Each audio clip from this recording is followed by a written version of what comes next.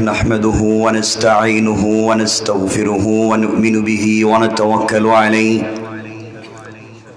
ونعوذ بالله من شرور أنفسنا ومن سيئات أعمالنا من يهده الله فلا مضل له ومن يضلله فلا هادي له ونشهد أن لا إله إلا الله الحي القيوم الذي لا تأخذه سنة ولا نوم ونشهد أن سيدنا وسندنا وحبيب ربنا وطبيب قلوبنا ومولانا محمدا عبد الله ورسوله الذي أرسل إلى الناس كافة بشيرا ونذيرا وداعيا إلى الله بإذنه وسراجا وقمرا منيرا أما بعد فقد قال الله تعالى في كلامه المجيد وفي فرقانه الحميد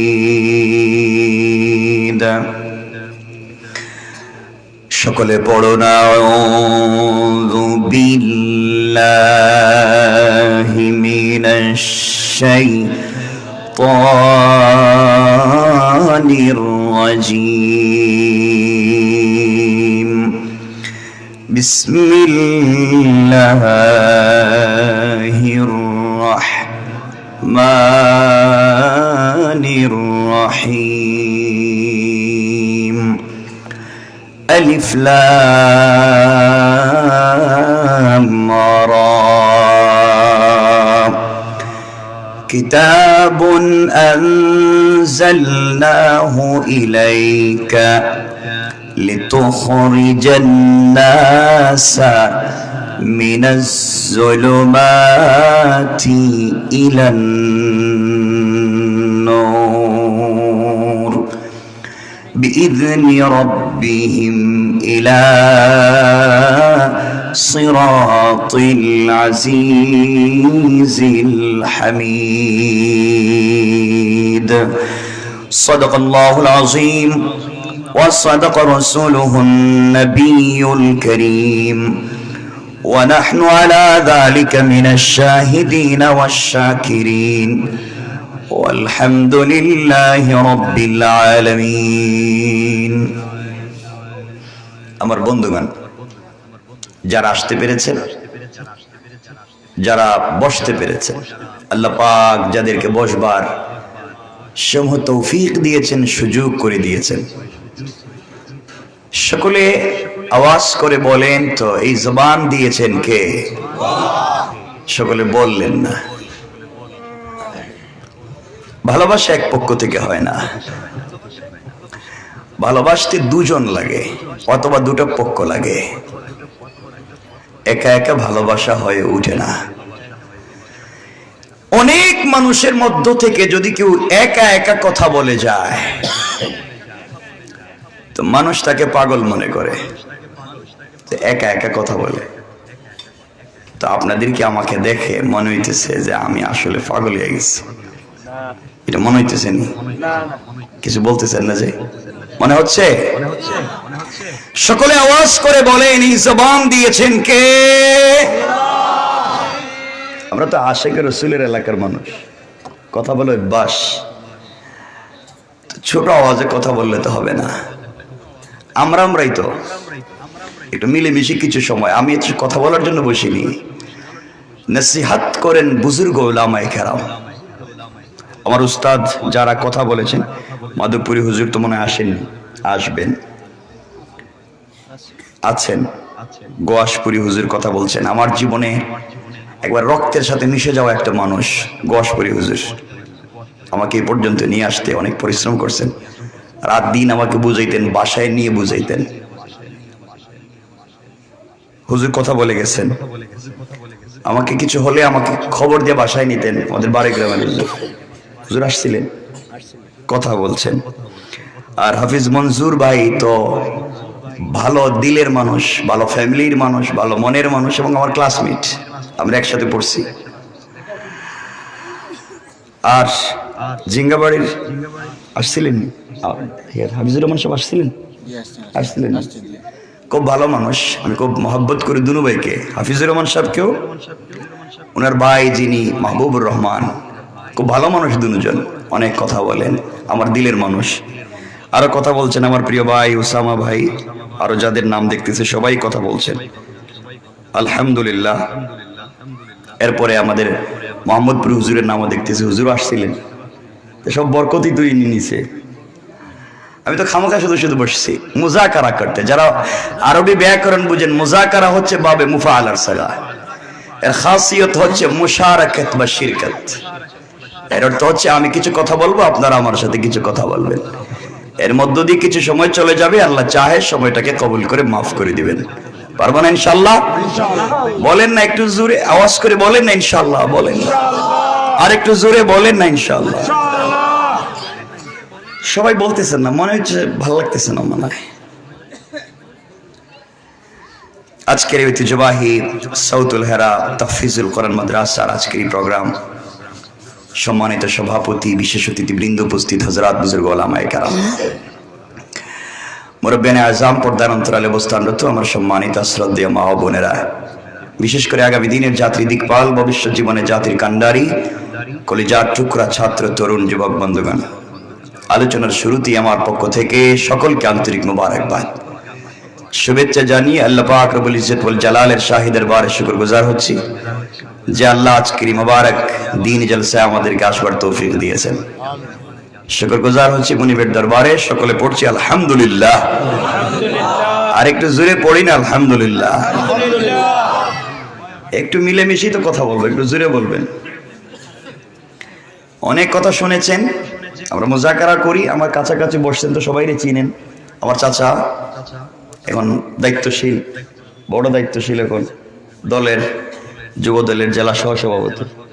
আমার ভাই, এই যে দাড়ি দেখতেছেন, আমার নরসিংহ দেখো ওয়াজে উনি লাগাইছেন পাগড়ি, খুব জুব্বা, আর আমার থেকে কাটা পাঞ্জাবি। গাড়ি থেকে নামছি, ওনারা নিয়ে চলে গেছে, আমার তো খুব কথাই কয় না, মনে করছে আমি না হুজুর, হুজুর বসাই দিছে নিয়া, ভাই তোমার সাথে। এই তো জীবনটা এভাবেই, উনি প্রশাসনের দায়িত্বে থাকেন, দাড়ি জুব্বা পাগড়ি লাগাইয়া। আর আমার ভাই অপু, তিনি তো আমাদের ইসলামী আন্দোলনের বড় দায়িত্বশীল, মুগলা বাজারের জামাত ইসলামের আমির। দোয়া করি আল্লাহ যেন এই এলাকাকে দ্বীনি জায়গা, ইসলামী আন্দোলনের মারকাজ বানিয়ে দেয়। জোরে পড়ে না আমিন? খুব বেশি কথা নয় আমার বন্ধুগণ, কোরআনে কারীমের 13 নম্বর পারা 14 নম্বর সূরা ইব্রাহিমের প্রথম আয়াতের অংশ আমরা তেলাওয়াত শুনেছি। এই পৃথিবীতে আল্লাহ তাআলা আমাদেরকে প্রেরণ করেছেন আল্লাহর গোলামি করবার জন্য। গোলামি কার? আল্লাহ। সকলে বলেন না আল্লাহ, সবাই বলেন আল্লাহ। আমরা যদি কোরআনকে থিসিস করি, কোরআনকে অ্যানালাইজ করি, কোরআনকে গবেষণা করি, কোরআন আমাদেরকে বলে দিচ্ছে এই সমাজে একজন মানুষ তার দাম এবং মূল্যায়ন কতটুকু হওয়া দরকার। পৃথিবীতে সব থেকে দামি হচ্ছে একজন মানুষের সৎ চরিত্র। আপনি সালাত পড়েন, আপনি হজ করেন, যাকাত দেন, পাক না পাক, ওযু গোসল জায়েজ না জায়েজ, হালাল হারাম সব ঠিক, আপনার চরিত্র ঠিক নাই, আপনি কিছুই ঠিক নাই। এই পৃথিবীতে আপনি দুনিয়ার সব পেয়েছেন, আল্লাহকে পাননি, আপনি কিছুই পাননি। কথা বুঝতে পারলেন? আপনি শুধু আল্লাহকে পেয়েছেন, পৃথিবীর কিচ্ছু পাননি, আপনি পৃথিবীর সব পেয়েছেন। এজন্য আমি জওয়ানদেরকে বলছি, যারা পড়ছো, আমার ছোট ভাইয়ের মতো তোমাদেরকে বলছি, বেশি করে পড়ালেখা করো। শিক্ষা মানুষকে তার চিন্তার চাইতে অনেক দূর পর্যন্ত নিয়ে যেতে পারে। আমরা যদি শিক্ষিত জাতি তৈরি করতে পারি, এই সমাজকে আমরা শিক্ষিত মানুষ দিয়ে সার্ভ করতে পারি, এই সমাজ আর ফ্যাসিস্টদের জন্ম হবে না। ঠিক কিনা বলেন? অল্প করে বলছি, মনে রাখবেন, আজকে এই সমাজে এক শ্রেণীর মানুষ দাঁড়িয়ে যায়, দ্বীনের কথা বললেই বাধা প্রদান করে, কোরআন সুন্নাহর মাহফিল গুলাকে বন্ধ করে দেবার সমূহ ষড়যন্ত্র করেছে। এই জমিন থেকে দ্বীনকে মুছে দেবার এমন কোন কর্ম কৌশল নাই যেটা তারা এই সমাজে প্রতিষ্ঠা করতে চায়নি। আজ অনেকের গাড়ি আছে, বাড়ি আছে, কোটি টাকা দামের বাড়ি আছে, সম্পদের অভাব নাই, কিন্তু বাড়িতে থাকতে পারে না, বন জঙ্গলে থাকে। কথা বলছেন না কেন? মনে রাখবেন, আজকে এই সমাজকে যারা বিকারগ্রস্ত করেছে, এই সমাজের একমাত্র চৌকিদারের টেবিল থেকে নিয়ে পার্লামেন্ট পর্যন্ত দুর্নীতি বদমাইশিকে যারা প্রতিষ্ঠা করেছে, যুবকদের হাত থেকে চিকিৎসা শিক্ষা ফেলে দিয়া তাদের হাতে ইয়াবা ফেন্সিডিল মাদক ধরিয়ে দিয়েছে, যুবকদের চরিত্র নষ্ট করে যারা সমাজকে বিকারগ্রস্ত করতে চেয়েছে, তারা পিতৃ পরিচয়হীন হারামজাদা। ঠিক কিনা বলেন?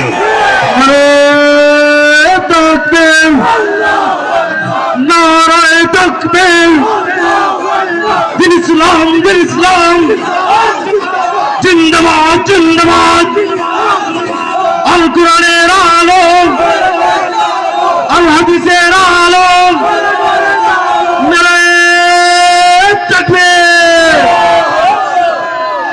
মনে রাখবেন মুসলমানেরা, আমি তো এলাকায় এসেছি, আপনারা যারা আমার কথা শুনেন, আমি এলাকায় যখন আসি, কে কোন দল করে তা নয়, সামাজিক একটা শিষ্টাচার আছে আমাদের এলাকায়, সবার সাথে মিলে চলা, কাউকে গালি না দেওয়া, এটা আমরা করি। আপনারা জানেন, গত সরকারের আমলে 116 জন আলিমের লিস্ট করা হলো। এখানে আমাকে জানি কত নম্বরে, 65 না 66 নম্বরে আমার নাম দিয়ে দিল, 116 জন আলিমের নামে। এলাকায় আসতে কত কষ্ট হতো। এরপরে আর কি বলতাম, এটা কি বলতাম নি, আমার নামে ডিজিটাল অ্যাক্টে সাইবার ট্রাইব্যুনালে মামলা দেওয়া হলো, কিন্তু এলাকায় কখনো বলিনি, দুর্বলতা প্রকাশ করিনি। থানায় আসতো, ওই যে ভাই তখন ছিল, তো ভাই আমরা কি করতাম কোন, আজকে একটা কয়, কালকে একটা কয়, আপনি নাকি আজকে বাড়িতে আসছেন, দইটা নিতে কয়, কোন করতাম দেখি। এই যে ভাই তখন ছিল, সকালে একজন চলে আসছে, আমার মা বৃদ্ধ মানুষ, আমার ঘর দেখে আরেকজনের ঘরে ঢুকছে পুলিশ। এমন জুলুম ছিল, কিন্তু কাউকে কোনোদিন বলিনি এলাকায় যে আমাকে এইভাবে নির্যাতন করা হচ্ছে। সাইবার ট্রাইব্যুনালে মামলা দিল, শুধুমাত্র কথা, আমি চুরি করিনি, ডাকাতি করিনি, বদমাইশি করিনি, ময়দানে সত্য কথা বলেছি। কিন্তু মনে রাখবেন, এরপরেও যারা সমাজকে বিকারগ্রস্ত করবার জন্য ওই সমস্ত ফ্যাসিস্টদেরকে আবার ভিন্ন নামে এই সমাজে প্রতিষ্ঠা করতে চায়, ওরাও চলে গিয়েছে। যারা তাদেরকে প্রতিষ্ঠা করতে চায়, আবার যারা মানুষকে ভুয়া হামলা মামলা করে এই সমাজকে আবার দুর্নীতির আক্রা বানাতে চায়, ইসলামী আন্দোলন 10 লক্ষ ইসলামী আন্দোলনের কর্মী জিন্দা, ওদের অস্তিত্ব খুঁজে পাওয়া যাবে না। ঠিক কিনা বলে?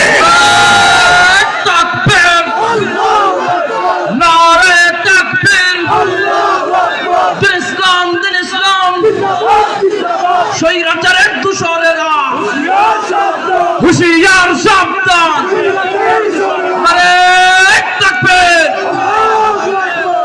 কোনদিন কথাগুলো বলতে চাইনি, দিলেই ছিল, যেভাবেই হোক।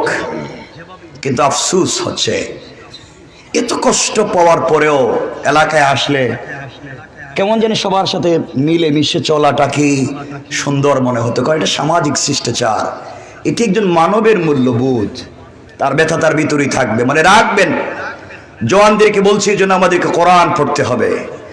রব আমাদেরকে যে ফায়সলার কথা বলেছেন, সেই ফায়সলা আমাদেরকে মেনে নিতে হবে। আমি খুব বেশি কথা বলবো না, আমার উপরে কেউ রাগ করবেন, আমি তো আপনাদের ভাই তো নাকি, কারো ভাই, কারো ভাতিজা, কারো বন্ধুই তো, আর কিছু না, কেউ রাগ করবেন না। মনে রাখবেন, ফ্যাসিস্ট চলে গিয়েছে একটা জায়গা থেকে, কিন্তু সমাজের রন্ধ্রে রন্ধ্র ফেসিস্টের অভাব নাই। মসজিদের সভাপতি সুদকুর, কথা বলেন না কেন? তাইলে ও কি থাকবে? কথা বল, ও থাকার দরকার। মানে রাখবেন, আজকে সমাজ আমরা নষ্ট করে দিয়েছি, এমন হয়ে গিয়েছে আমরা এই সমাজকে আমরা নষ্ট করে দিয়েছি এমন ভাবে, যারা দেখবেন গ্রামগঞ্জে, আমাদের শুধু এলাকায় না, গ্রামগঞ্জে যারা পঞ্চায়েতের বড় মুরব্বী, এলাকার সর্দার, এলাকার মাতবর, এলাকার মাতব্বর এমন গোলাম আছে, এক কাপ রং চা খেয়ে 500 টাকা হাতে পেলে দিকের বিচারে দিকে দিয়ে দেয়, ঠিক কিনা বলেন? এই সমস্ত ফ্যাসিস্টকেও আপনাকে আমাকে প্রতিরোধ করতে হবে, প্রতিহত করতে হবে, এই জাতির কাছে দিন পৌঁছে দেবার জন্য। এই জন্য আপনারা খেয়াল রাখতে হবে আমাদের সন্তানেরা কোন পথে যায়, কি করে। সবার সাথে মিলে চলবেন, সমাজে ফেতনা করবেন না, মারামারি দাঙ্গা হাঙ্গামা এটা নয়, সবাই মিলে চলেন। আমরা একটা জায়গাকে সমৃদ্ধ করি, একটা জাতিকে উন্নত করি, সবাই মিলেমিশে একটা রাষ্ট্রকে একটা ভালো জায়গায় নিয়ে যাই। আমি আপনি যদি ভালো হয়ে যাই, সমাজ তেমনি ভালো হয়ে যাবে, কথা বলেন না কেন? আমি নিজে খারাপ, ওই আরেকজনকে ভালো বানাইতে চেষ্টা করি। আমি খাই সুদ, আরেকজনকে গিয়ে কই তোর বউরে 3 তালাক দিলে কেন? ও তো 3 তালাক দিছে, এত সুদ খাইছে, সুদ তো খাইছে, একবার ভয়ঙ্কর কাজ করছে, কথা বলেন না কেন? আল্লাহ আমাদেরকে হেফাজত করে, বলেন আমিন। খুব চমৎকার সংক্ষেপ কিছু কথা বলবো, মনোযোগ দিয়ে শুনবেন। এই পৃথিবীতে কোরআন আল্লাহ দিয়ে বলছেন আলিফ লাম রা কিতাবুন, কোরআন এমন একটা কিতাব, আনজালনাহু ইলাইকা, হে রাসূল আপনার প্রতি অবতীর্ণ করা হয়েছে। এই কোরআনের কাজ কি? কোরআন দিয়ে আপনি তাবিজ কবজ দিবেন? কোরআন দিয়ে আপনি শবে বরাত আর শবে কদরে খতম পড়বেন? কোরআন দিয়ে কেউ মারা গেলে তার বাড়িতে 10 জন মিলে খতম পড়ে 500 টাকা করে নেবেন? কোরআন দিয়ে রমজানুল মুবারকে তারাবিহের সালাত পড়বেন? এই জন্য কোরআন দেন নাই। রব বলেছেন লিতুখরিজান নাস মিনাজ যুলুমাতি ইলান নূর। রব বলেছেন কোরআন একটা ম্যাগনেটিক লাইট, কোরআন একটা বাস্তবিক চুম্বক। সমাজের যেই জায়গায় অন্ধকার থাকবে, অন্ধকারাচ্ছন্ন সমাজকে আলোকিত করবার জন্য একমাত্র কেবলমাত্র শুধুমাত্র একটা কিতাব রয়েছে, যার নাম আল কোরআন। যার নাম কি? আল কোরআন। এই আল কোরআন আমাদেরকে শিক্ষা দিচ্ছে আল্লাহর জমিনে শুধুমাত্র কেবলমাত্র হুকুম চলবে কার? সকলে বললেন না কার? আর তরিকা চলবে রাসূলের। এই পৃথিবীতে আল্লাহর হুকুম আর রাসূলের তরিকা ছাড়া, আমার বাপের তরিকা, আমার দাদার তরিকা, আমার লিডারের তরিকা, আমার পীরের তরিকা কিচ্ছু চলবে না। একমাত্র তরিকা চলবে রাসূল পাক সাল্লাল্লাহু আলাইহি ওয়াসাল্লামের। কথা বুঝতে পেরেছেন? তার রাসূল তার 63 বছরের জিন্দেগিতে আমরা এমন একজন লিডার পেয়েছি, আমরা এমন একজন নেতা পেয়েছি, যেই নেতা তার 63 বছরের জিন্দেগিতে একটা মিথ্যা কথা বলেন নাই। আল্লাহু আকবার বললেন না? আমরা এমন একজন লিডার পেয়েছি, তার উপরে সালাত ফরজ হয়ে যাওয়ার পর থেকে একদিনও তিনি নামাজ ছেড়ে দেননি। আমরা এমন একজন লিডার পেয়েছি যিনি সমাজকে প্রস্ফুটিত করেছেন, শিক্ষা দিয়ে জাতিকে একীভূত করেছেন, সমাজ থেকে ফিতনা দূর করেছেন। সুতরাং আমরা যদি রাসূল পাক সাল্লাল্লাহু আলাইহি ওয়াসাল্লামকে অনুসরণ করতে পারি, এই সমাজ থেকে আজ না হয় কাল সকল ফিতনা উঠে যাবে ইনশাআল্লাহ। ইনশাআল্লাহ। রাসূল কেমন ছিলেন দেখেন। আমার মুসলমান বন্ধুগণ, গভীর মনোযোগ। আকায়ে নামদার, তাজদার মদিনা, সরকারে দু আলম রাসূল পাক সাল্লাল্লাহু আলাইহি ওয়াসাল্লাম দুনিয়ার জমিনে কেমন ছিলেন, মানুষের সঙ্গে কেমন আচরণ করতেন, কেমনে মিশে যেতেন, কে কি করলো, কার কেমন ব্যবহার, কার বডি কেমন, কার কাপড় কেমন দেখতেন না। মানুষ মনে করে সকল মানুষের সঙ্গে মিশে যেতেন, মানুষের কল্যাণে কাজ করে যেতেন, রাত দিন সমাজের মানুষের জন্য কল্যাণ করে যেতেন। আল্লাহ রাব্বুল ইজ্জত ওয়াল জালাল বলে দিয়েছেন, বন্ধুরে পৃথিবীর জমিনে একমাত্র কেবলমাত্র শুধুমাত্র আমি আল্লাহর পরে যদি কারো মর্যাদা থাকে, একমাত্র তোমাকে সম্মান আর মর্যাদা দিয়েছি। বন্ধু আমার, তুমি যদি তোমার পৃথিবীর মানুষগুলাকে তোমার আদর্শের দিকে নিয়ে আসতে পারো, আমি আল্লাহ রাব্বুল ইজ্জত ওয়াল জালাল কথা দিলাম, দুনিয়ার জমিনে চলার পথে যদি গুনাহ হয়ে যায়, ভুল হয়ে যায়, অন্যায় হয়ে যায়, নাফরমানি হয়ে যায়, কোরআনে কারীমের 19 নম্বর পারা 25 নম্বর সূরা সূরাল ফুরকানের 65 নম্বর আয়াত থেকে আল্লাহ রাব্বুল ইজ্জত ওয়াল জালাল বলছেন, আবার আল্লাহ বললেন, ওয়াল্লাযীনা ইয়াকুলুনা রব্বানা সরিফ আন্না আযাব জাহান্নাম ইন্না আযাবাহা কানা গারামা। আল্লাহ রাব্বুল ইজ্জত ওয়াল জালাল বলছেন, মুসলমানেরা দুনিয়ার জমিনে চলার পথে গুনাহ যদি হয়ে যায়, অন্যায় যদি হয়ে যায়, গুনার কাজ যদি করে ফেলে, খারাপি যদি করে ফেলে, সাকারাতের আগে, গারগারা শুরু হয়ে যাওয়ার আগে, কবরে চলে যাওয়ার আগে, মালাকুল মউত আজরাইল পৌঁছে যাওয়ার আগে পুরা জিন্দেগীর অপরাধের জন্য আমি আল্লাহর দরবারে হাত উঠায়া যদি ক্ষমা চাইতে পারো, আল্লাহ রাব্বুল ইজ্জত ওয়াল জালাল বলছেন, বান্দারে পুরা জিন্দেগীর অপরাধের জন্য ক্ষমা চাইতে দেরি হবে, আমি আল্লাহ আমার গোলামকে মাফ করে দেয়া এই পরিমাণ সওয়াব তার আমলনামায় লিখে দেয়া জান্নাতি বলে ফয়সালা করে দিতে আমার আল্লাহর 1 মিনিটও দেরি হবে না। পড়েন সুবহানাল্লাহ। রাসূল কেমন ছিলেন? যোহরের সালাত পড়ে আল্লাহর রাসূল মসজিদে নববী থেকে বের হলেন, হঠাৎ করে তাকিয়ে দেখে মদিনার বাজারে গাছের গোড়ায়, মদিনার বাজারে মাটির মধ্যে কলা পাতা বিছিয়ে উস্কো কুস্কো চুল আউলা কেসে পাগল বেশে একটি বিটি হাবশী গোলাম, যার চেহারা অনেক কালো, দাঁত মোটা, পাওরের লাইনের মতো কাটা কাটা। একজন গোলাম বসে বসে বসে বসে সবজি বিক্রি করে রাস্তার মধ্যে। আল্লাহ রাসূল দেখতে থাকলেন, যোহরের সালাত থেকে নিয়ে আসর পর্যন্ত দেখলেন ওই গোলাম রাস্তায় বসে বসে সবজি বিক্রি করে। কেউ তার কাছে সবজি নেওয়ার জন্য যায় না, কারণ তার কাপড়গুলো ভালো না, দেখতেও সুন্দর না, মাটির মধ্যে বসে আছে, কেউ তার আশেপাশেও যায় না। আল্লাহর রাসূল দেখলেন লোকটা চোখ থেকে পানি ছেড়ে ছেড়ে কান্না করে, কি যে একটা অবস্থা। গোলাম বুঝতে পেরেছে মদিনায় কেউ আমার কাছ থেকে কোনো জিনিস কিনে নেবে না। আল্লাহ রাসূল আস্তে আস্তে করে পৌঁছে গেলেন যুবকের কাছে। কেমন ছিলেন আমার রাসূল? যার শরীর থেকে ঘামের গন্ধ বের হচ্ছে, যার শরীরের কাপড়গুলো ছেঁড়া, কালো হাবশী গোলাম কৃতদাস। আল্লাহর রাসূল তার কাছাকাছি পৌঁছে গিয়েছেন, হাতটাকে বগলের ভিতর দিকে ঢুকায়া পিছন দিক থেকে গোলামটাকে জড়িয়ে ধরলেন, আর মদিনার মানুষকে চিৎকার করে বলছেন, শোনো মদিনার মানুষেরা শোনো, আমার একজন গ্রাম থেকে এসেছে, আমার গ্রামের বন্ধু শহরের বন্ধুর কাছে এসেছে শহরে সবজি বিক্রি করতে। কে নিবা আমার বন্ধুর কাছ থেকে সবজি নিবা? তাড়াতাড়ি চলে আসো। মদিনার মানুষেরা এখন পর্যন্ত যারা ওই গোলামের কাছে যায় নাই, তার চেহারা দেখে, তার শরীর দেখে, তার অবস্থা দেখে আল্লাহর রাসূল যখন গোলামটাকে বন্ধু বলে পরিচয় দিয়েছেন, সকল মানুষ তার কাছে এসে যে জিনিসগুলা আগে নেই ডাবল দামে নিতে শুরু করলো। সবগুলা কয়েক মিনিটের ভিতরে শেষ হয়ে গেল।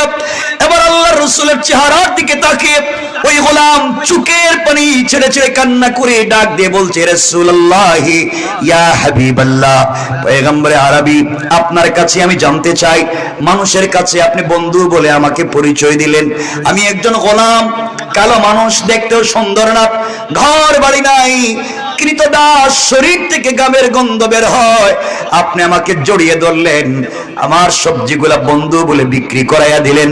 ইয়া রাসূলুল্লাহ, সত্যি কি আপনি আমাকে বন্ধু বলে পাবলিকের কাছে পরিচয় দিতে পারবেন নাকি?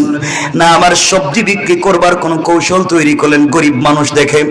আল্লাহ রাসূল দাঁড়িয়ে গেলেন, যুবকটাকে জড়িয়ে ধরলেন, কপালে চুম্বন করে বলছেন, শোনো মদিনার মানুষেরা, এই যে একটা ব্যক্তি দাঁড়িয়ে আছে, গ্রাম থেকে এসেছে, আমি শহরের বন্ধুর কাছে, আমার বন্ধু, এই বলে পুরা মদিনার বাজারে বন্ধু বলে হাঁটাইয়া নিলেন, মানুষের কাছে পরিচয় দিলেন। যুবক কান্দে, গোলাম কান্দে, ইয়া রাসূলুল্লাহ, পাবলিকের কাছে আমার পরিচয় দিয়েছেন, আল্লাহর কাছে কি আমার পরিচয় থাকবে নাকি কিয়ামতের দিনে? আল্লাহর রাসূল বলছেন, শোনো গোলাম, তোমার ভিতরে তাওহীদ আছে, রিসালাত আছে, তোমার শরীরের গঠন কেমন, কন্ডিশন কেমন, কাপড় আছে কিনা আমি জানতে চাই না। তুমি দিল থেকে আল্লাহকে ভালোবাসো, আমি রাসূলকে ভালোবাসো, এর চাইতে বড় পরিচয় পৃথিবীতে আর হতে পারে না। পৃথিবীতেও বন্ধু বলে পাবলিকের কাছে পরিচয় দিয়ে দিলাম তুমি আমার বন্ধু, আর আখিরাতেও আমি যেই জান্নাতে যাব তুমিও বন্ধু হিসাবে আমার সঙ্গে সেই জান্নাতে চলে যাইবা। পড়েন সুবহানাল্লাহ। কেমন ছিল আল্লাহ রাসূলের চরিত্র, কেমন ছিল আল্লাহ রাসূলের আদর্শ? সমাজকে বিকারগ্রস্ত করেন নাই, সমাজের মধ্যে ফিতনা তৈরি করেন নাই। এই জন্য চলার পথে আমি আপনাদের কাছে বেশি সময় নিব না। চলার পথে একটা কাজ যদি করতে পারেন, শুধু মনে করতে পারেন হাসবি আল্লাহ, আল্লাহ আমার জন্য যথেষ্ট, এই একটা মাত্র কথা, হাসবি আল্লাহ। পুরা দুনিয়া যদি আপনার বিরুদ্ধে চলে যায়, পুরা দুনিয়ার পূর্ব থেকে পশ্চিম, উত্তর থেকে দক্ষিণ, পুরা দুনিয়া যদি আপনার বিরুদ্ধে চলে যায়, আপনি সিজদায় গিয়ে আল্লাহকে ডাক দিয়া বলেন, আল্লাহ, দুনিয়ার মানুষ আমার বিরুদ্ধে চলে গিয়েছে, আমি তোমার কদমে সিজদায় পড়ে গিয়েছি, আল্লাহ আমার যে আর কোনো যাওয়ার জায়গা নাই।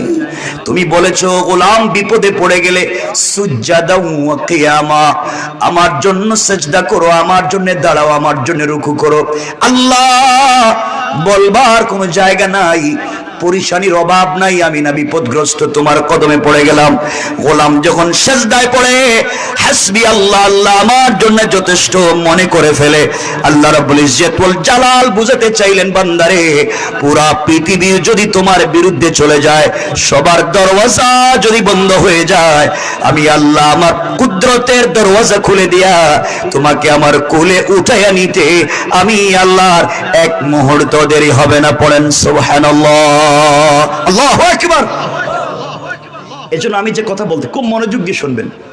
ওই যে হাসবি আল্লাহ বললাম, রবের কদমে সিজদায় পড়ে যা চাইবেন তা পাইবেন। এক, পৃথিবীতে বিপদে পড়ে গেছে, সব আপনার বিরুদ্ধে, সব সব আমি সহ সবাই আপনার মাইরে ফেলাইতে চায়, আপনি শুধু সিজদায় গিয়ে পড়েন হাসবি আল্লাহ, আল্লাহ আমার জন্য যথেষ্ট। রব ওয়াদা করেছেন, আমি যতক্ষণ আছি তুমি বেঁচে থাকবে। সুবহানাল্লাহ বললেন না? ওই কেমনে, আমি ঘটনা বলবো না, 1 মিনিটে সেটা বুঝাবার জন্য আপনাদেরকে নিয়ে যাই, শুধু 1 মিনিট। কেমনে বাঁচাবেন? আল্লাহ রাসূল সাল্লাল্লাহু আলাইহি ওয়াসাল্লাম হিজরত করে যেদিন মক্কা থেকে মদিনায় চলে যাবেন, আমরা মদিনায় যাওয়ার ঘটনা বলছি না, হিজরতের ঘটনা বলছি না, শুধু শুনবেন। রাসূল পাক সাল্লাল্লাহু আলাইহি ওয়াসাল্লাম গভীর রাতে উঠে গেলেন, জিবরিল আমিন উঠাইয়া দিলেন। রাসূল সাল্লাল্লাহু আলাইহি ওয়াসাল্লাম 2 রাকাত সালাতের জন্য ওযু করলেন, সালাত পড়লেন। জিবরিল আমিন বলছেন, ইয়া রাসূলুল্লাহ আপনাকে হিজরত করতে হবে ইয়াসরিবের দিকে, মদিনার দিকে, খেজুর বাগানের দিকে। আল্লাহ রাসূল হিজরতের জন্য তৈরি হয়ে গেলেন, ঘর থেকে বের হয়ে যাবেন। হঠাৎ করে শুনেন পুরা দুনিয়ার কাফেরেরা, জালেমেরা তার বাড়িকে ঘেরাও করে ফেলেছে, নেজানিয়া তীর নিয়ে, বল্লম নিয়ে। আল্লাহ রাসূল ঘর থেকে বের হলে মেরে ফেলবে, দুনিয়ার জমিনে জিন্দা রাখবে না। আল্লাহ রাসূল সাল্লাল্লাহু আলাইহি ওয়াসাল্লাম বুঝতে পারলেন কাফেরেরা ঘর থেকে বের হলে মেরে ফেলবেন। আল্লাহকে ডাক দিয়ে বলছেন, আল্লাহ তাআলা আপনি আমাকে বলেছেন ওই রাস্তা দিয়ে চলে যাও, মদিনায় চলে যাও আপনি বলেছেন, আর চতুর্দিকে কাফেরেরা দাঁড়িয়ে আছে, ঘর থেকে বের হলেই তো ওরা মেরে ফেলবে, কেউ বাঁচিয়ে রাখতে পারবে না। আল্লাহ বলছেন, বন্ধুরে তুমি শুধুমাত্র এটা চিন্তা করো, হাসবি আল্লাহ, আল্লাহ আমার জন্য যথেষ্ট, কেউ কিছু করতে পারবে না। এই বিশ্বাস বুকে ধারণ করে কোরআন থেকে তেলাওয়াত করে ঘর থেকে বের হয়ে যাও।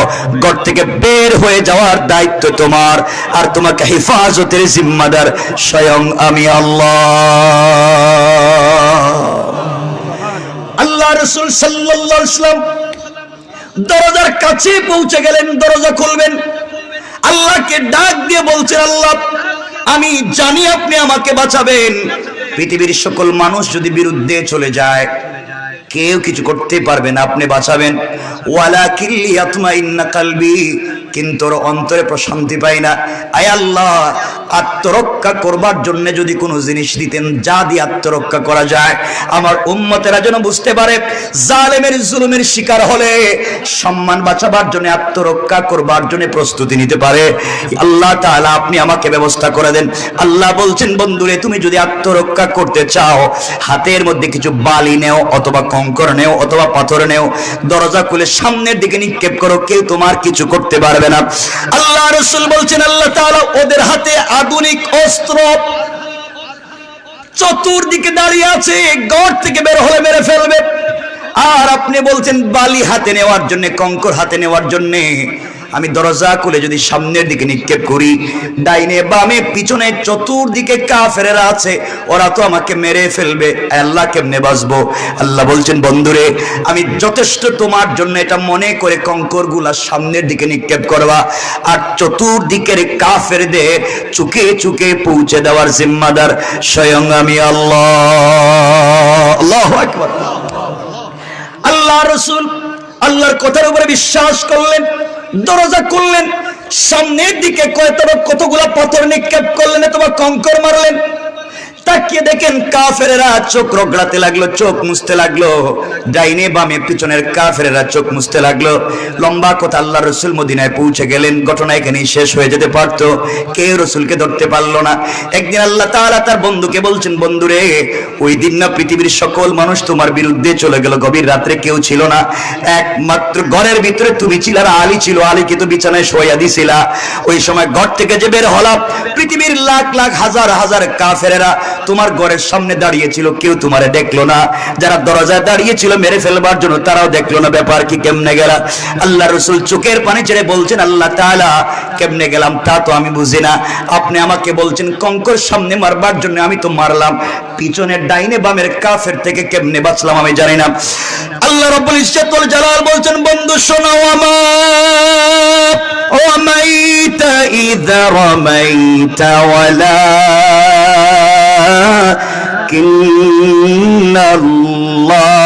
কিন্নাল্লাহা রামা।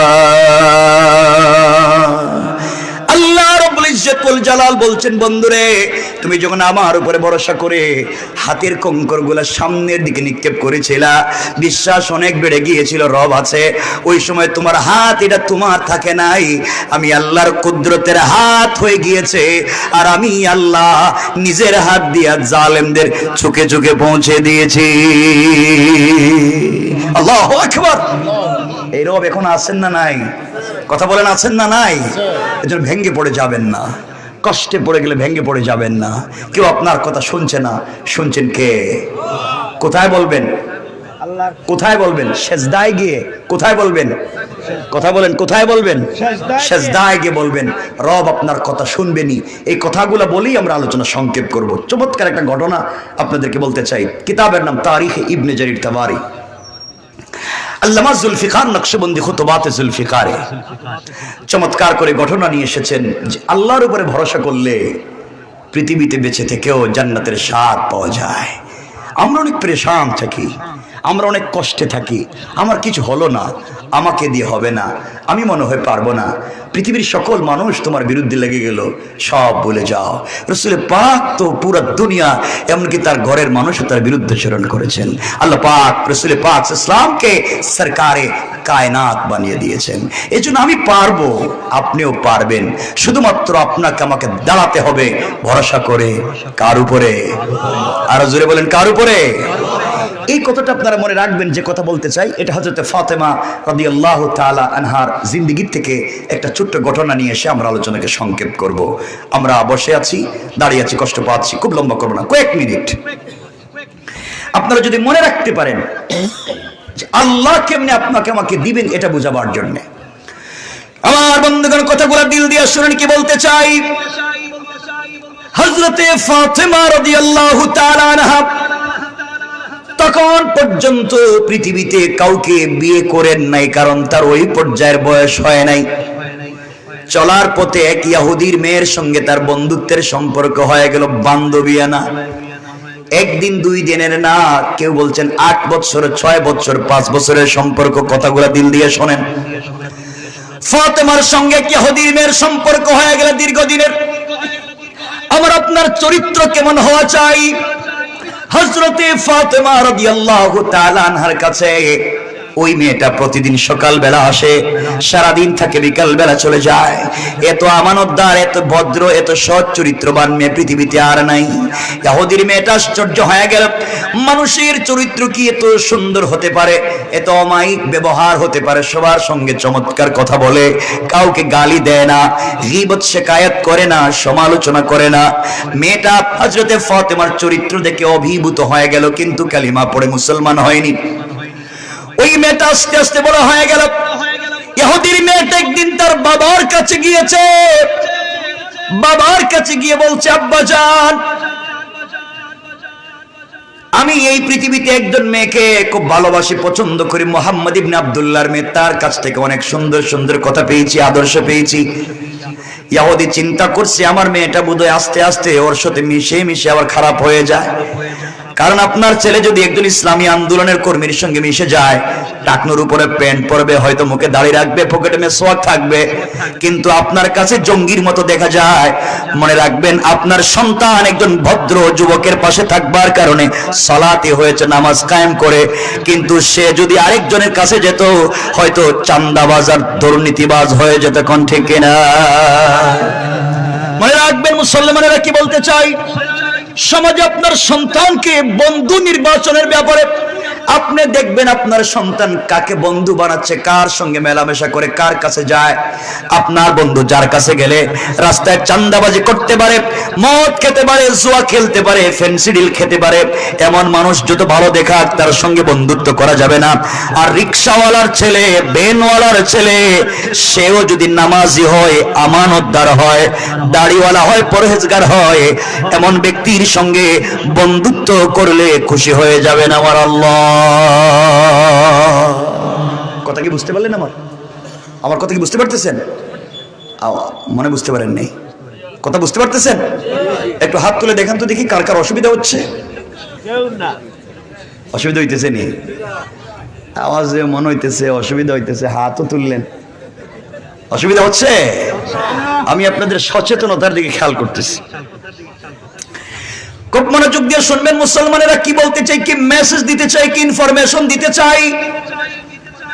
ও যুবকেরা শোনো, আমি তোমাদের মতো ভাই, দিলে বুকের ভিতরে অগাধ ভালোবাসা নিয়ে বসেছি। একসাথে আমরা জান্নাতে যেতে চাই, একসাথে সমাজের দিন কায়েম করতে চাই। মনোযোগ দিয়ে শুনবা কথাগুলা। ওই মেয়েটা যখন এই কথাগুলা বলছে, ইহুদি চিন্তায় পড়ে গেল, আহারে তাহলে আমার মেয়ে বিপদে চলে যায়। ওই মেয়েটাকে বিয়ে দেওয়ার জন্য একটা ছেলে ঠিক করলো, ইহুদির ছেলে, পয়সাওয়ালার ছেলে। কথাগুলো দিল দিয়ে শুনবেন। মেয়েটা একদিন তার বাবার কাছে গিয়েছে, ইহুদি ডাক দিয়ে বলেছে, মেয়ে, ও আমার কলিজার টুকরা মেয়ে, তুমি আমার একটা মাত্র সন্তান, তোমাকে বিয়ে দিতে চাই মা। এই পৃথিবীর এক পয়সাওয়ালার ছেলে, শিল্পপতি ইহুদির ছেলেকে ঠিক করেছি, তোমাকে বিয়ে দিতে চাই, বলো না তুমি কি বিয়েতে রাজি? ইহুদির মেয়ে ডাক দিয়া বলছে, আব্বাজান, আপনি আমার জন্য ছেলে ঠিক করেছেন, আমি বিয়েতে রাজি কিনা আপনি জানতে চাইলেন। বাবা, আগামী কালকে সন্ধ্যা পর্যন্ত আপনি আমাকে সময় দিবেন, সন্ধ্যার আগে আগে আপনার কাছে ফাইনাল ডিসিশনের সিদ্ধান্ত জানায়া দেব। মেয়েটা বাবার কাছ থেকে বিদায় নিয়ে পৃথিবীর কোন মানুষের সঙ্গে পরামর্শ করে নাই, দুনিয়ার কোন মানুষের কাছে যায় নাই, তার আরো বন্ধু বান্ধব আছে, আত্মীয় স্বজন আছে, তাদের কাছেও যায় নাই। মেয়েটা দিনের বেলা, সকাল বেলা হযরতে ফাতেমা রাদিয়াল্লাহু তাআলা আনহার কাছে পৌঁছে গিয়েছে, জড়িয়ে বলছে, বোন রে, আজ আমি এসেছি আমার লাইফের ফাইনাল সিদ্ধান্ত জানতে চাই, আমি আমার লাইফের ফাইনাল ডিসিশন তোমার কাছ থেকে পরামর্শ নিতে চাই, বলো না তুমি কি আমাকে একটা উত্তম ফয়সালা, উত্তম পথ দেখাইয়া দেবে? হযরতে ফাতেমা বলছেন, বলো বোন, কি জানতে চাও? মেয়ে ডাক দিয়া বলছে, ফাতেমা, দীর্ঘদিন পর্যন্ত তোমার সঙ্গে আমার বন্ধুত্ব আর সম্পর্ক, আজ পর্যন্ত তোমার কাছ থেকে কোনো খারাপ কথা শুনিনি, বন্ধু হিসাবে কোনোদিন খারাপ কোনো পরামর্শ দাওনি। আমার চোখে দেখা তোমার কাছে যত মানুষ এসেছে সবাইকে উত্তম ফয়সালা দিয়েছো, উত্তম পরামর্শ দিয়েছো, চলার পথে জিন্দেগিতে গীবত পরনিন্দা করো নাই। আজ তোমার কাছে এসেছি, আমার বাবা আমার জন্য ছেলে ঠিক করেছে, বিয়ে দিতে চায়, জানতে চাই ওই বিয়েতে আমি রাজি হব কিনা, তোমার কাছ থেকে জানতে চাই। ফাতেমা বলছেন, বোন রে, তুমি ইহুদি, আমি মুসলিম, তোমার পার্সোনাল বিষয়ে আমি কোনো কথা বলতে পারি না। মেয়েটা বলছে, ফাতেমা, আমি চাইলে আমার বাবার সঙ্গে পরামর্শ করতে পারতাম, মায়ের সঙ্গে পরামর্শ করতে পারতাম, কিন্তু বুঝতে পেরেছি তুমি মুসলমান, আমি ইহুদি, কিন্তু তোমার মতো উত্তম চরিত্রের মানুষ পৃথিবীতে আর নাই। বাহির থেকে মানুষ তোমাকে গালি দেয়, তোমার বাবাকে গালি দেয়, তোমার বাবা সালাতে দাঁড়িয়ে গেলে উটের নাড়ি বুড়ি মাথার মধ্যে ফেলে দেয়, সব ঠিক আছে, মানুষ গালি দেয়, সব ঠিক আছে। আমি কাছাকাছি থেকে দেখেছি তোমার মতো চরিত্রবান মানুষ আর হয় না। তুমি আমাকে বলো ওই বিয়েতে আমি রাজি হব কিনা, তোমার কথাই সিদ্ধান্ত। ফাতেমা বললেন, বোন রে, আমার মন বলছে পৃথিবীর কোন বাবা চায় না তার মেয়েটা স্বামীর বাড়িতে কষ্টে থাকুক, পৃথিবীর কোনো বাবারই চায় না। এই জন্য তোমার বাবা তোমার জন্য যে ছেলে ঠিক করেছে, বিয়েতে রাজি হয়ে যাও, তোমার জন্য কল্যাণ রয়েছে, উপকার রয়েছে। মেয়েটা চোখের পানি ছেড়ে দিয়েছে, ফাতেমাকে জড়িয়ে ধরেছে, বোন রে, তোমার কথায় আমি খুশি হয়ে গিয়েছি, তুমি বলেছো বিয়ে করবার জন্য আমার আর কোনো কষ্ট নাই, আমি রাজি হয়ে গেলাম। ফাতেমা, ছেলেটা দেখতে সুন্দর কিনা, পয়সা আছে কিনা, ঠিক মতো কথা বলতে পারি কিনা, আদর্শবান কিনা আমি জানতে চাই না। তুমি বলেছো তোমার কথার উপরে তোমার মতো উত্তম বন্ধু হতে পারে না, তুমি বলেছো বিয়েতে রাজি, কিন্তু ফাতেমা আমার একটা শর্ত আছে। ফাতেমা বললেন, শর্ত? তোমার বাপকে বলবো, আমাকে কেন? মেয়ে ডাক দিয়ে বলছে, ফাতেমা, আমার শর্ত হলো একমাত্র, কেবলমাত্র শর্ত হলো তুমি যদি আমার বিয়েতে যাও, আমার পাশে বসে আমার মাথায় হাত রেখে কল্যাণের জন্য সৃষ্টিকর্তার কাছে কল্যাণ কামনা করো। কারণ তুমি অন্য ধর্মের হতে পারো, কিন্তু তোমার চরিত্র এত সুন্দর, আমি পৃথিবীতে এমন মানুষ পাই নাই। আমি চাই তুমি আমার পাশে বসে বন্ধুত্বের আবদার রক্ষা করবা। ফাতেমা বলছেন, বোন রে, এটা কখনো হতে পারে না। আমি যদি তোমার বিয়েতে যাই, আমার বাবাকে মানুষ গালি দিবে, তোমার সোসাইটির মানুষেরা, তোমার সামাজিক মানুষেরা তোমার বাপকে গালি দিবে, আমি যেতে পারবো না। মেয়ে ডাক দিয়ে বলছে, ফাতেমা, তুমি যদি আমার বিয়েতে না যাও, আমার বাড়িতে না যাও, আমার মাথায় হাত রেখে কল্যাণের দোয়া না করো, কল্যাণ কামনা না করো, পৃথিবীর একমাত্র চোখে দেখা মেয়েটা যদি আমার জন্য কল্যাণ কামনা না করে, আমি মরে যেতে পারি, আসমান জমিন ভেঙে যেতে পারে, কিন্তু তোমার মতো সচ্চরিত্রবান একটা মেয়েকে আমার পাশে না বসাইয়া আমি পৃথিবীর কোন ছেলেকে বিয়ে করব না। আল্লাহু আকবার বলেন, আল্লাহু আকবার। কেমন চরিত্রবান বন্ধুর দরকার সমাজে ভালো মানুষ হতে গেলে। তোমার বন্ধু তোমাকে খারাপ পথে নিয়ে যেতে পারে, আর ভালো বন্ধু হলে ফজরের সময় সালাতের জন্য ডেকে তোমাকে দেবে, জান্নাতের পথ তোমাকে দেখিয়ে দেবে, কল্যাণের পথ তোমাকে দেখিয়ে দেবে। এজন্য চলার পথে একটা বন্ধু নির্বাচন করতে যেন আমরা ভুল না করি। কতগুলা শোনো কি বলতে চাই। আমার বন্ধুগণ, ফাতেমা আবেগী হয়ে গেলেন, মেয়েটা বলছে মরেই যাবে রাত্রি। এক পর্যায়ে আবেগী হয়ে ডাক দিয়ে বলছেন, বোন রে, ইনশাআল্লাহ কথা দিলাম আমি তোমার বিয়েতে যাব, তুমি কোনো খারাপ কাজ করো না। মেয়েটা খুশি হয়ে গিয়েছে। শুনেন না কি বুঝাতে চাই। বাবার কাছে গিয়ে বলছে, আব্বাজান, আব্বাজান, তুমি আমার জন্য ছেলে ঠিক করেছো বাবা। ওই ছেলে কি করে আমি জানতে চাই না, ছেলে সুন্দর কিনা আমি বুঝতে চাই না, ছেলের পয়সা আছে কিনা, সামাজিক কোনো মূল্যবোধ আছে কিনা জানতে চাই না। তুমি বলেছো আমি ওই বিয়েতে রাজি। বাবা বিয়েতে রাজি, আমার কোনো আপত্তি নেই। ইহুদি খুশি হয়ে গেল, সবাইকে ইনভাইট শুরু করে দিল। মেয়ে বলছে, আব্বাজান, আমার একটা শর্ত আছে। মা, তোমার আবার শর্ত কি? তুমি না চাইলেই তো সব তোমাকে আমি দিয়ে দিব। মেয়ে ডাক দিয়ে বলছে, আব্বাজান, আমার শর্ত হলো ওই বিয়েতে আমার বান্ধবী মুহাম্মদ ইবনে আব্দুল্লাহর মেয়ে ফাতেমাকে ইনভাইট করেছি, দাওয়াত করেছি, ও কিন্তু আমার বিয়েতে আসবে, এই শর্তে আমি রাজি। এই কথা শুনে ইহুদির মাথা, পায়ের রক্ত মাথায় উঠে গেল। কি বলল ফাতেমা? ও আমার জাত শত্রু, ওর নাম শুনলেই মাথা গরম হয়ে যায়, আমার ধর্মের বিরুদ্ধে চলে গিয়েছে, ও আবার তাওহীদ আর রিসালাতের দাওয়াত দেয়। ওর মেয়েকে যদি আমার বাড়িতে নিয়ে আসো, আমার মান সম্মান থাকবে না, প্রয়োজনে পৃথিবীর কোন ছেলের সঙ্গে তোমাকে বিয়ে দিব না। এরপরে ফাতেমাকে বাড়িতে আসতে দিব না, বাধা দিয়ে দিলাম। মেয়েটা দাঁড়িয়ে গিয়েছে, ডাক দিয়ে বলছে, আব্বাজান, এই পৃথিবীতে চলার পথে কোনোদিন তোমার চোখের সামনে দাঁড়িয়ে আমি মেয়ে হিসাবে কোনোদিন কথা বলি নাই, কথা বাড়াই নাই, জবাব দেই নাই। আজ আমি কথা বলতে চাই আব্বাজান, আপনার সঙ্গে কিছু পরিষ্কার কথা বলতে চাই। এই পৃথিবীতে চলার মতো, ফাতেমার মতো উত্তম চরিত্র, সচ্চরিত্রবান কোনো মেয়ে আমার চোখে দেখি নাই। আর তাকে কিনা আমার বাড়িতে আসতে শুধু ধর্মের কারণে আপনি বাধা দিচ্ছেন। বাবা শুনে রাখেন, ফাতেমা আসলে আপনি আমাকে বিয়ে দিবেন না। আমিও কথা দিলাম, ফাতেমাকে যদি আসতে বাড়িতে বাধা দেন, এই পৃথিবী ধ্বংস হয়ে যেতে পারে। পৃথিবীর কোন ছেলের সঙ্গে আমাকে কোনোদিন বিয়ে দিতে পারবেন না। ইহুদি চিন্তায় পড়ে গিয়েছে, কি রে আমার একটা মাত্র মেয়ে, আর ও যদি বিয়ে নাই করে তাহলে আমার সম্মান থাকবে কেমনে? এই সমাজে আমি মুখ দেখাবো কেমনে? পাবলিকের দাওয়াত দিয়েছি। ইহুদি কৌশল শুরু করলো। শয়তানেরা ওই বিপদে পড়লে কৌশল করে, ঠিক না? কথা বলছেন না কেন? দেশে থাকবার জন্য যত কৌশল আছে সব তারা ইউজ করে, ব্যবহার করে, কিন্তু জানে না তারা ষড়যন্ত্র করে বিপদগ্রস্ত করবার জন্যে। আর রব বলেছেন তিনি কৌশল করেন। আল্লাহু আকবার বললেন না? আমার আল্লাহ কোরআনে বলছেন, ওয়া মাকারু ওয়া মাকারাল্লাহ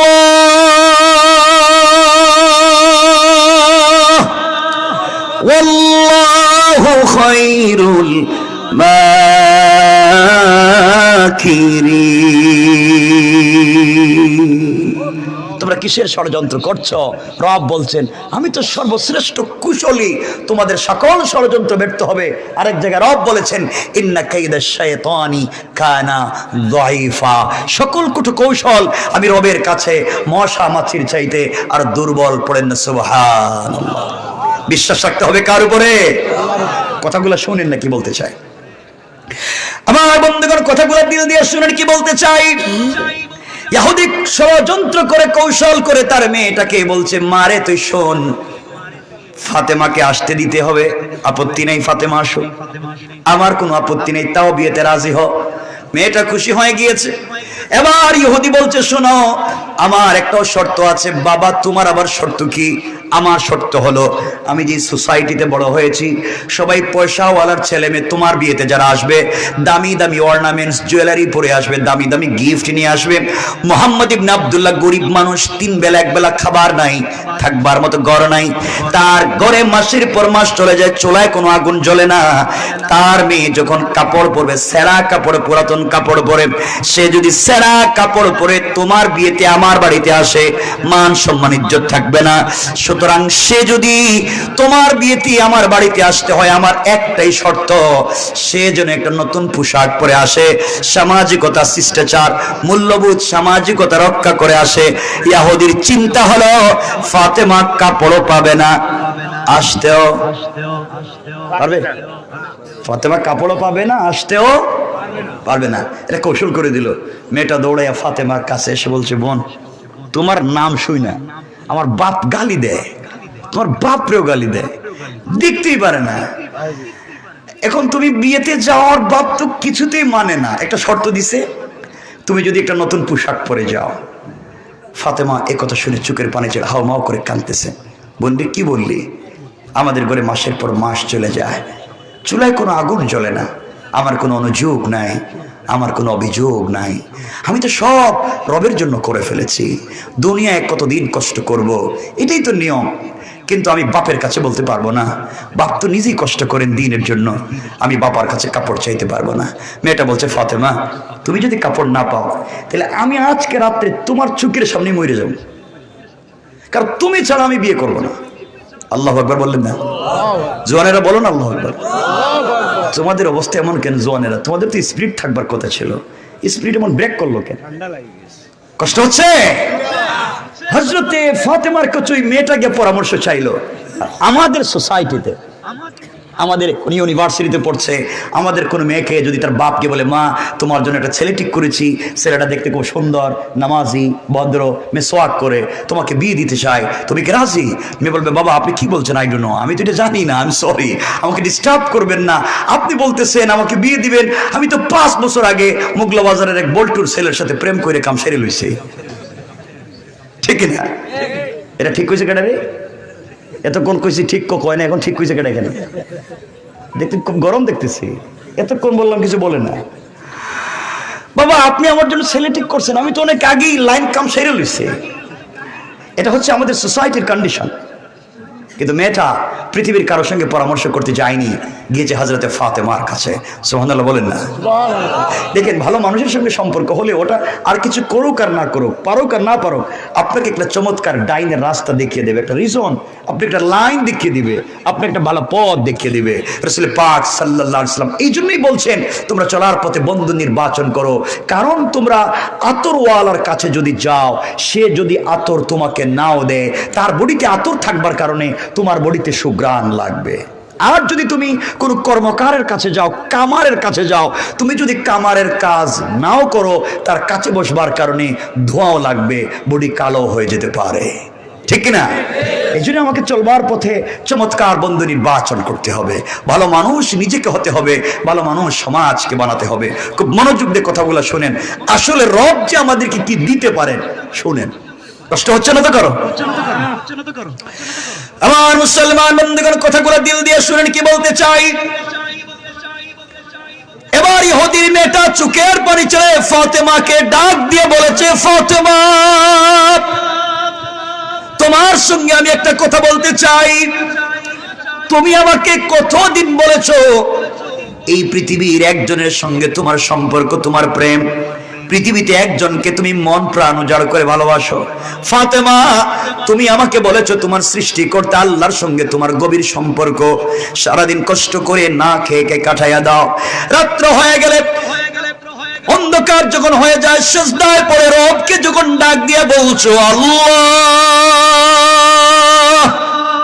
ফাতেমা, তুমি আমাকে বলেছো সিজদায় গিয়ে যখন আল্লাহকে ডাক দিছো, রব তোমার কথাগুলো ভালো করে শুনে নামাজে দাঁড়াইয়া সূরা ফাতিহা তেলাওয়াত করে রব তোমার কথার জবাব দেয়।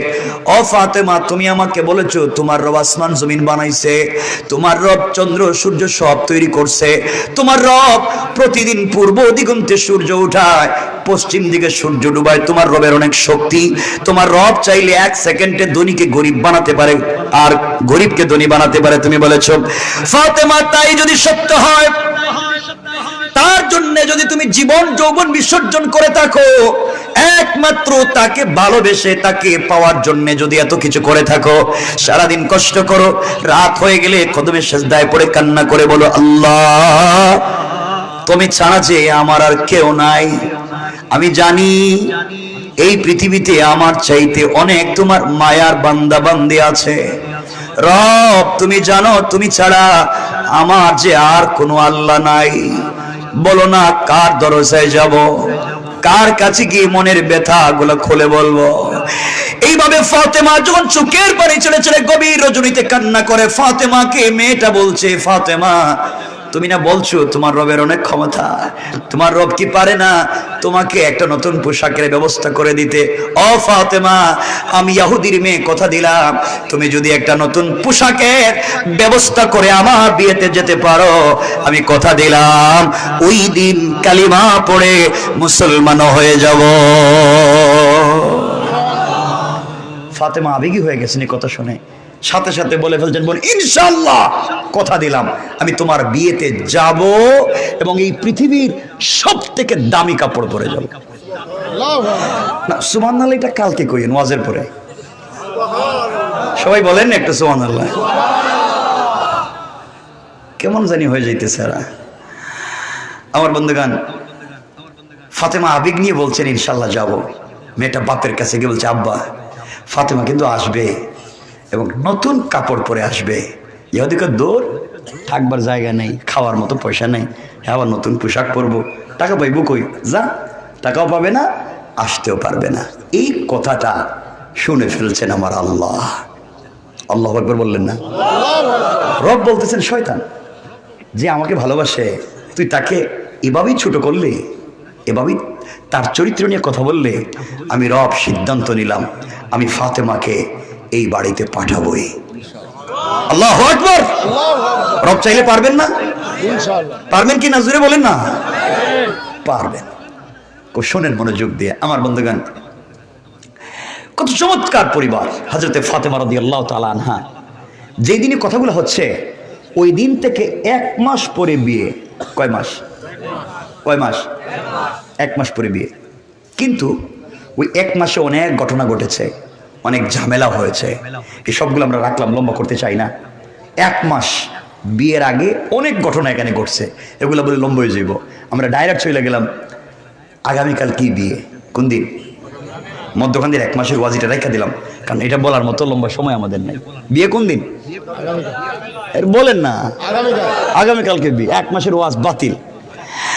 আগামীকাল কি বিয়ে? মেয়েটা আজকে সন্ধ্যার সময় এসে ফাতেমাকে বলছে, বোন কালকে না আমার বিয়ে, তুমি কি কাপড় পেয়েছো?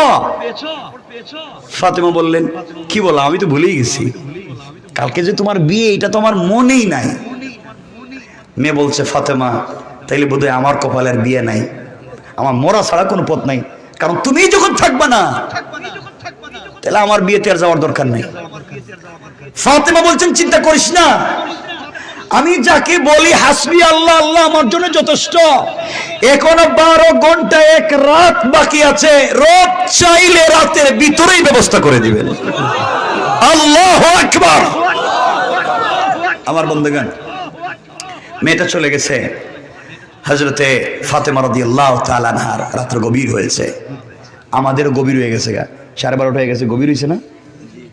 গভীর হয়ে গেছে, রাত্র গভীর হয়ে গেছে। ফাতেমারও কি হয়েছে, কথা বল না কেন? ফাতেমা গভীর রাত্রে মুসল্লা বিছাইয়া দিয়েছেন, সেজদায় পড়ে গিয়েছে। ওকে বলতেছে, ফাতেমা গভীর রজনীতে সেজদায় পড়ে চোখের পানি ছেড়ে আল্লাহকে ডাক দিয়া বলেছেন, আল্লাহ,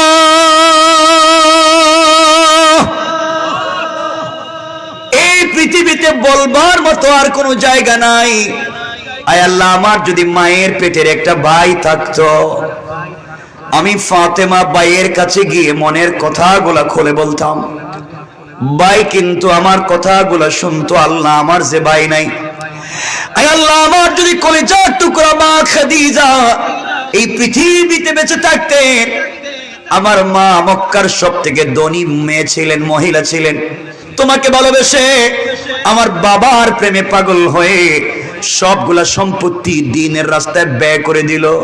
আল্লাহ, মাও যে দুনিয়ার জমিনে নাই, আমি মায়ের কাছে বলবার মতো জায়গা নাই, আমি যে আমার বাবার কাছে বলবো, বাবা সারাদিন তোমার গোলামদেরকে নিয়ে রাত দিন মাঠে ময়দানে ঘুরে বেড়ায়, মাসের পর মাস চলে যায়, ফাতেমার ঘরের চুলায় আগুন জ্বলে না।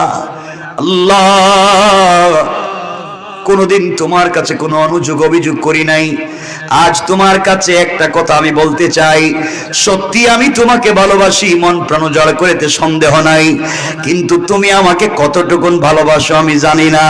চলার পথেই তো মনে করি হাসবি আল্লাহ, তুমি আমার জন্য যথেষ্ট, এই পৃথিবীতে তুমি ছাড়া আমার কেউ কিছু করতে পারবে না। আয় আল্লাহ, আজ তোমার কাছে একটা জিনিসের আবদার করতে চাই, ফাতেমার চাহিদা পূরণের জন্য না, ফাতেমার সৌন্দর্য বাড়াবার জন্য না, এমন একটা কাপড়ের আবদার তোমার কাছে করতে চাই।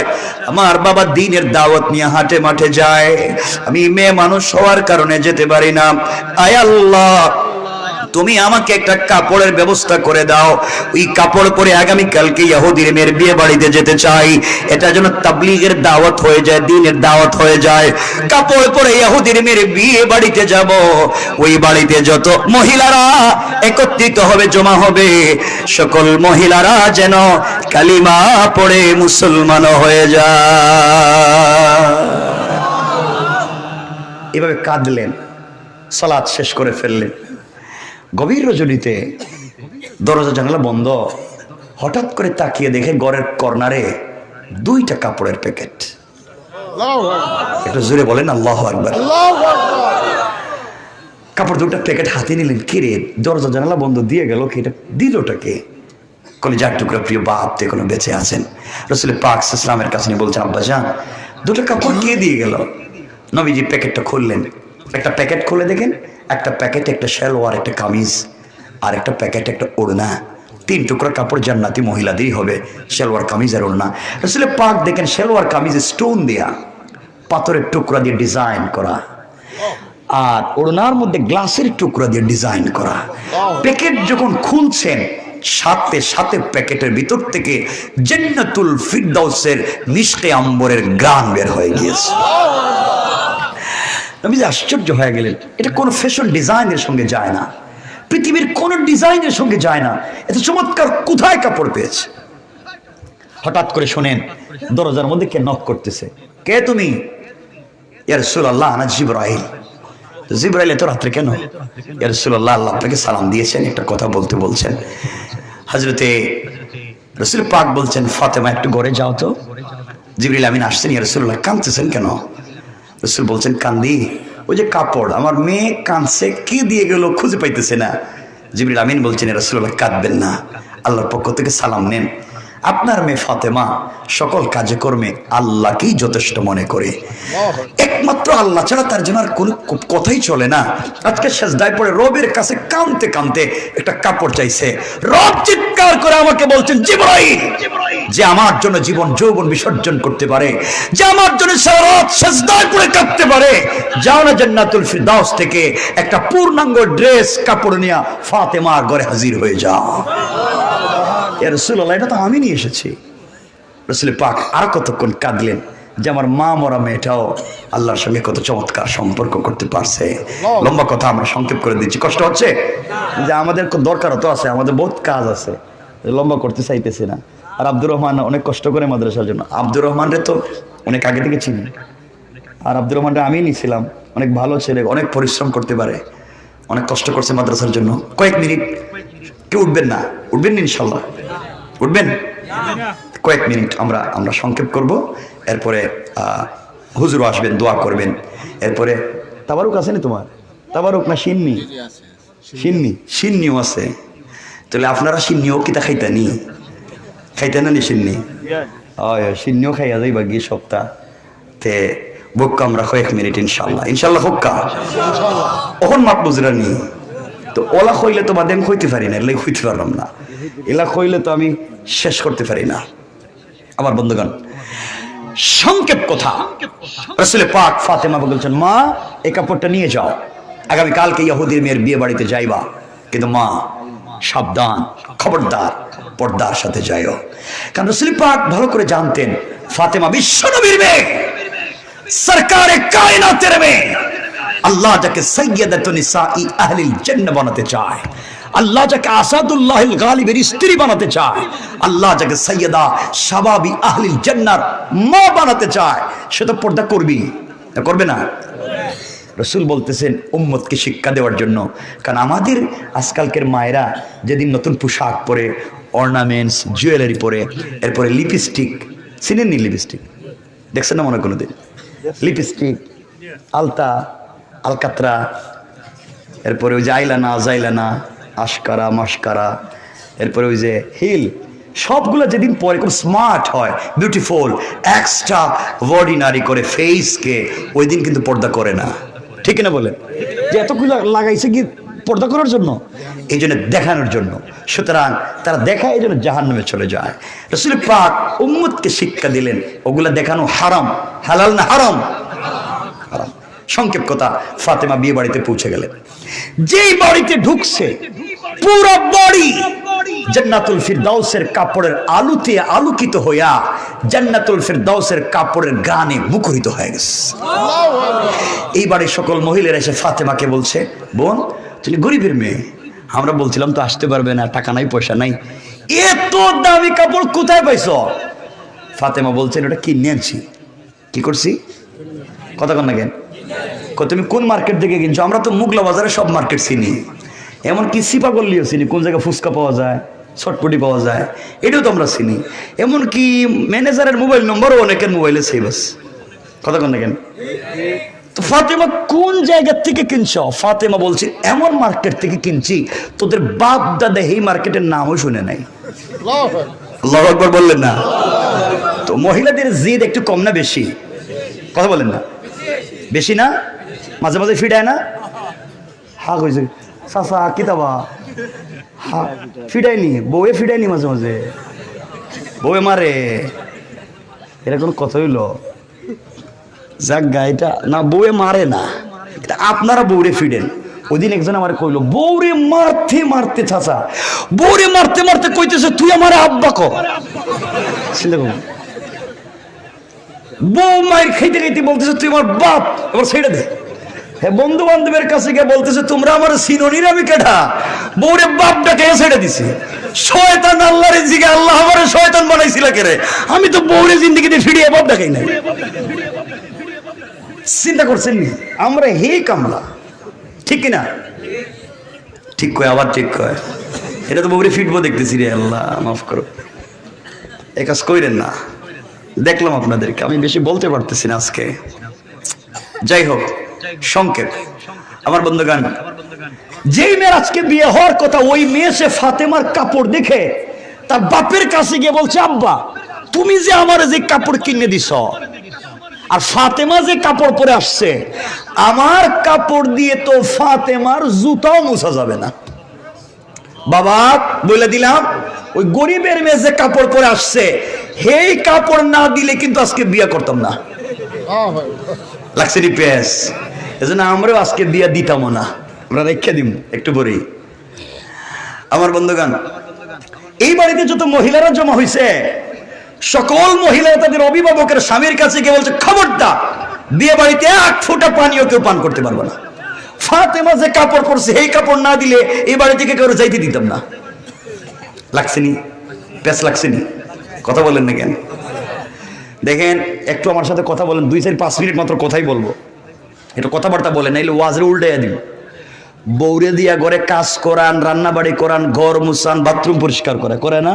এরপর হাঁস মুরগ থাকলে তাও দেখে, গরু ছাগল থাকলে তাও দেখে, কেউ অসুস্থ হইলে তারেও দেখে, বাচ্চা কাচ্চা তাও দেখে। হেই ওয়াজ কইরা দিব, সব আপনি করা লাগবো। কথা বলছেন? বৌরে রান্না করে আপনি খাওয়াইতে হইব, বৌরে কুলে লইয়া আপনি আটতে হইব। এমনকি ছোট ছোট বাচ্চা যদি থাকে, হেরেও আপনি দুধ খাওয়াইতে হইব। এটা করা যাইব না, কিন্তু এরা তো কিছু কয় না। তাহলে হেই ওয়াজ করে দিব, আজকে ঘরে যাইতে পারবেন না। বউ কইব দরজা বন্ধ, আগে কাজ শেষ করে আসো। এখন বলেন কি এই ওয়াজ করতাম নি আমি? ওরে জিনা রে বাবা, রে রে বাবা, জিনা।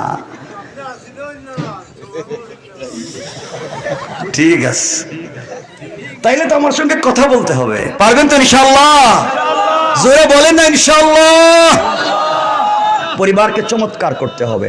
মাঝে মাঝে বাসায় গেলে বউরে সালাম দিয়েন। হ্যাঁ, সব সময় সালাম দিয়েন। কিছু কানা দি মামা, তুমি সালাম দোনি বউরে? তুমি বারসাই রেখে থাকো। আমি বলো সালাম দেনি বেটাকে বারসায়, সালাম দেনি হে বেটাকে বারসায়। সালাম দিবেন তো ইনশাআল্লাহ? মাঝে মাঝে স্ত্রীকে সালাম। যে কথায় কথা চলে আসছে, লম্বা হয়ে যাচ্ছে, আমি বিপদে পড়ে যাচ্ছি। কথায় কথা হাদিস বলি, 2টা হাদিস, একটা মেশকাত বাবু তিব্বে ও রেকাত, একটা শামাইলে তিরমিজি। আম্মা জান আয়েশা বলেন, যেই করে স্বামী স্ত্রীকে সালাম দেয়, স্ত্রী স্বামীকে সালাম দেয়, আল্লাহ এই করে 100 থেকে 300টা বারাকাতের দরওয়াজা খুলে দেন। যেই করে স্বামী স্ত্রীকে সালাম দেয়, স্ত্রী স্বামীকে আওয়াজ করে সালাম দেয়, তাদের হার্ট, কিডনি, লাঞ্চেও যদি কোনো রোগ থাকে, আল্লাহ তা থেকেও মুক্ত করে দেন। এজন্য আজকে ঘরে গেলে বউরে সালাম দিয়েন। কিছু কয় না দিকেরা? আমার বাবার মতো যারা চাচা, এরা কইতেছে, রে বাবা তুমি এই ওয়াজ করতে কইছে কেডা? এই ওয়াজ করলে তো আজকে 60 বছর হয়ে গেছে বিয়ে করছে, সালাম দিছি না, দিলে তো ফিরেই বউ। সালাম দিবেন তো ইনশাআল্লাহ? ইনশাআল্লাহ। আজকে দরজায় গিয়ে ওয়াজ শেষ করে দরজা দাঁড়াইয়া বলবেন, স্ত্রী আসসালামু আলাইকুম ওয়া রাহমাতুল্লাহ। বউ কইব, বুড়ের আজকে কোন বুতে ধরল? এই হঠাৎ সালাম দিয়ে দেখতেছি, মনে হয় মগলা বাজারে কোনো কাম ঘটাইছে, আর আমার সালাম দিয়ে একটু ভাব মারতেছে। ঠিক নেই? এটা ঠিক করেন, সমাজকে সুন্দর করেন, মোটিভেট করেন, কাউন্সিলিং করেন, চমৎকার একটা পরিবার তৈরি করেন। যাক, লম্বা করতে চাই না আমার বন্ধুগণ। শেষ কথা, হযরতে ফাতেমা রাদিয়াল্লাহু তাআলা আনহা মহিলাদেরকে বলছেন এক জায়গা থেকে কাপড় কিনছে। মহিলারা বলছে, বলো কোন জায়গা থেকে? ফাতেমা বললেন, শোনো, যে মার্কেট থেকে কাপড় কিনেছি ওই মার্কেটের নাম জান্নাত। যেই দোকান থেকে কাপড় কিনেছি, যেই শোরুম থেকে কাপড় কিনেছি, ওই দোকানের নাম হলো জান্নাতুল ফিরদাউস। মহিলারা চিন্তা করছে, জান্নাত, জান্নাতুল ফিরদাউস, এটা তো নামও শুনছি না। আমাদের মার্কেটের নাম তো বল্টু মিয়ার মার্কেট। এটা কি কয়? ফাতেমা, এই মার্কেটে যাওয়ার রাস্তা কোন দিকে? কোন দিক থেকে মার্কেটে গেছে? ফাতেমা বললেন, শোনো, দুনিয়ার সাধারণ রাস্তা দিয়ে মার্কেটে যাওয়া যায় না। ওটা ভিআইপি রাস্তা, যে কেউ চাইলে রাস্তা দিয়ে যেতে পারে না। রাস্তার একটা নাম আছে, মহিলারা বলছে বলো। ফাতেমা বললেন ওই রাস্তার নাম হলো ইহদিনাস সিরাতাল মুস্তাকিম। ও মহিলারা, সিরাতে মুস্তাকিম নামক রাস্তা দিয়ে যদি চলো রে, সামনে গেলে জান্নাত নামক মার্কেট পাইবা, ওখানে গেলে জান্নাতুল ফিরদাউস নামক দোকান পাইবা, ওখানে গেলে আমার চাইতে আরো দামি দামি কাপড় পাইবা। মহিলারা বলছে তাহলে বলো আমরা ওই মার্কেটে যাইতে চাই, ওখান থেকে কাপড় কিনতে চাই। ফাতেমা বলছেন সব ঠিক আছে, কিন্তু সত্যি হইল কি তা আমি কাপড়টা কিনি নাই। ও কিনোস নাই তাহলে এতক্ষণ বললো না মার্কেট থেকে কিনছো? না না, আমার সাথে একজনের প্রেম, আমি একজনকে দিল মন উজাড় করে ভালোবাসি, তো তার কাছে রাত্রে কইছিলাম যে একটা কাপড় লাগবে, বিয়েতে যাইতাম। হ্যাঁ, আমার এই কাপড়টা দিছে। এ কিন্তু জান্নাতেরও মালিক, জান্নাতুল ফিরদৌসের মালিক, আমার বন্ধু, আমি তার সাথে প্রেম করি। হ্যাঁ, আমার এই কাপড়টা দিছে। সুবহানাল্লাহ বলেন না? মহিলারা বলতেছে আমরাও তো প্রেম করি, আমাদের তো বয়ফ্রেন্ড আছে, ওরা তো 2 টাকা দিয়ে বাদামও কিনে দেয় না, আর যদি দেও তাহলে হে অর্ধেক খাইয়া দেয়। তুমি যে কি করলা, সব দিকে তোমার দিয়ে দিতেছে। ফাতেমা, মহিলারা বলছে ফাতেমা আমরা ওই জায়গায় যাইতে চাই। এখন ওরা যাইবো, ওই জায়গায় গিয়ে আমরা আর লম্বা সামনে ওয়াজ চলে যাইতেছে, এই জন্য কয়েক মিনিট রাখলাম, বুঝলেন নাকি? দাদা স্যার আমাদের রহমান লম্বা হয়ে যেতেছে না? কষ্ট হইতেছে না আপনাদের? লম্বা হয়ে যেতে পরে আপনারা উঠবেন আর আমিও কষ্ট পাবো, এই জন্য এই ঘটনা শেষ করতে চাইতেছি না। চাচা আপনার বাড়ি কু? এই জন্যই তো এমন কইতেছে রে বাবা রে বাবা, এই জায়গায় জাটালিও বাইরে যে মাইতে বিবাড়িয়া তো জায়গা লম্বা করতে চাই না। ঘটনা শেষ করলে 10 মিনিট লাগবে কমপক্ষে। আরো শুনেন, আমরা আর একটা কাজ করে ফেলি, যদি করি আর যদি আপনারা থাকেন তাহলে ঘটনা বলবো না, ইনশাল্লাহ। আসেননি আপনারা? চমৎকার একটা ঘটনা। কথা হচ্ছে এখন ওই মহিলারা কিন্তু সবাই মুসলমান হবে এক সময়। কেমনে হবে? ফাতেমা কি করবেন তাদের সঙ্গে, তিনি কেমনে বাড়িতে আসবেন এবং তারা কেমনে সিরাতে মুস্তাকিম উঠবে, এটা চমৎকার একটা আলোচনা। আমরা ওদিকে আর নিতে চাই না, নিব।